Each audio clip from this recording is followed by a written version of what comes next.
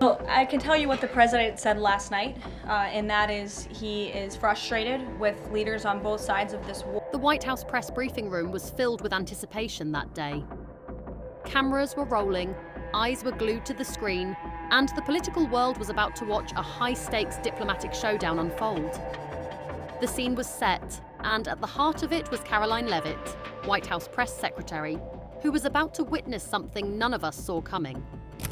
What was supposed to be a diplomatic discussion turned into a tense clash between two world leaders, President Donald Trump and Ukraine's President Volodymyr Zelenskyy. Don't tell us what we're going to feel. We're trying to solve a problem. Don't tell us what we're going to feel. I'm not telling you. Because Zelenskyy walked into the White House with one goal in mind: secure more support for Ukraine, particularly military aid. He had his expectations set high, assuming that the US would continue its firm backing, just as it had under the previous administration. But what Zelenskyy didn't anticipate was the shift in US policy under Trump. This time, the president wasn't interested in giving out blank checks. And from the first words spoken, it was clear: the game had changed.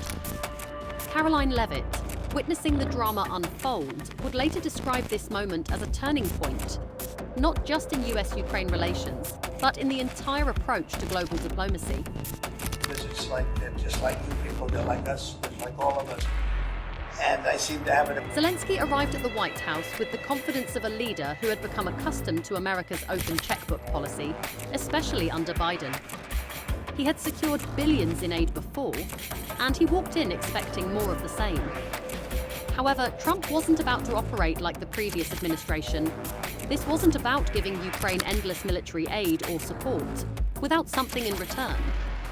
Trump made it clear from the outset: if Ukraine wanted continued support, it had to come with tangible benefits for the United States. And I respect American people, and I think that we... Zelenskyy, for all his political savvy, hadn't adjusted to the change in leadership. He assumed the meeting would follow the same script, with the US throwing more money and military supplies at Ukraine. But Trump wasn't budging. He wanted results, not emotional appeals or vague promises. His stance was firm, and the tension was palpable. Karoline Leavitt stood just feet away, taking in the scene with a keen eye. The entire mood of the room shifted. What are you saying? She's asking, what if Russia breaks the ceasefire? What if anything? What if a bomb drops on your head right now? Okay? Instead of a warm reception, Zelenskyy found himself facing the cold reality of America First politics. Trump's approach wasn't just a matter of foreign policy, it was a clear message. American taxpayers had already given enough, and now it was time for Ukraine to demonstrate real value. Trump wasn't about to let Ukraine dictate the terms. $100 billion, and we're in for $350 billion, so we're in for more than 3 times. And now you could make it a little bit less than that, but it doesn't matter, whatever the number. We're in for substantially. Zelenskyy began pushing harder for what he wanted. It wasn't just about asking for more aid. It was a demand for more security guarantees, more military support, and a long-term commitment from the US. His approach was clear. Ukraine was still in the fight of its life, and America had an obligation to continue supporting them. But the way Zelenskyy framed it rubbed Trump's team the wrong way. Having to do with Zelenskyy, because when he considers Zelenskyy not credible, he's supposed to be making a deal with him, whether you like him or you don't like him. So I wasn't happy with that. Zelenskyy's tone began to sound less like a diplomatic request and more like an entitlement. He was treating the meeting like a guaranteed handout instead of a strategic partnership. This was a major miscalculation. Zelenskyy had walked in thinking he could get what he wanted with forceful demands, but he didn't seem to grasp that the US was no longer willing to engage in unlimited, open-ended commitments. Karoline Leavitt could feel the shift happening. She watched as the diplomatic momentum quickly spiraled into a standoff. Zelenskyy was demanding, but Trump wasn't the type of leader to back down from a challenge. Regretting. Yes, I think it was not good. Do you think your relationship... The turning point came when Trump, fed up with the growing sense of entitlement, decided he had heard enough. His expression hardened, and with just a few words, he shut down the conversation. The deal was off. No more promises, no more funding without clear economic returns for the American people. If Ukraine wanted continued support, they had to show something in return. Anybody that's going to make peace, if he's capable of making peace, which he may or may not be, but I want somebody that's going to make peace. When the meeting ended, the fallout began almost immediately. Karoline Leavitt, always quick to give her perspective, wasted no time in calling out Zelensky's approach. In her post-meeting comments, she didn't hold back. She criticized Zelensky's attitude, saying it was a major reason the talks had fallen apart. In Leavitt's eyes, Ukraine had already received billions of dollars in US aid. Instead of pushing for more, Zelensky should have been focused on building self-reliance and fostering a more strategic partnership with the US. Ultimately, he blew the deal up in his own face. He feels as President Zelensky is not in the right mindset to negotiate peace. Leavitt painted President Trump as a leader who prioritized American interests and refused to let foreign nations take advantage of US generosity. She made it clear this administration wasn't going to operate like the previous one. There would be no more blank checks, no more endless foreign aid.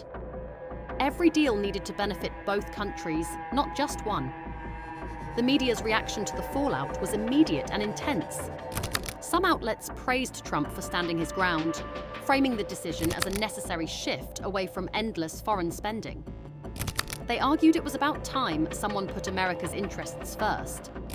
But on the other side of the spectrum, critics quickly labeled Trump's stance as a betrayal of Ukraine at a crucial moment in the war. Political commentators were split. Was this a brilliant move that would force Ukraine to step up its game? Or was it an abandonment of a vital ally in need? As the days passed, analysts pored over every moment of the meeting. Some argued that Zelensky had misread the situation entirely, entering the White House with unrealistic expectations and a tone that was anything but diplomatic. Others saw Trump's stance as a sign of a changing world order, where US foreign policy would no longer be about handing out aid without conditions.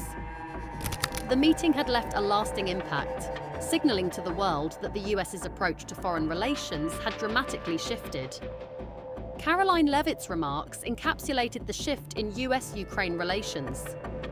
If Ukraine wants continued US support, it needs to adjust to the new reality, she stated firmly. The days of unlimited aid with no strings attached were over. This wasn't just a tough moment for Ukraine. It was a wake-up call for the world. The US was no longer willing to play by the old rules. Now countries had to bring something to the table if they wanted to secure America's backing. Trump's position marked a clear departure from the Biden administration's foreign policy.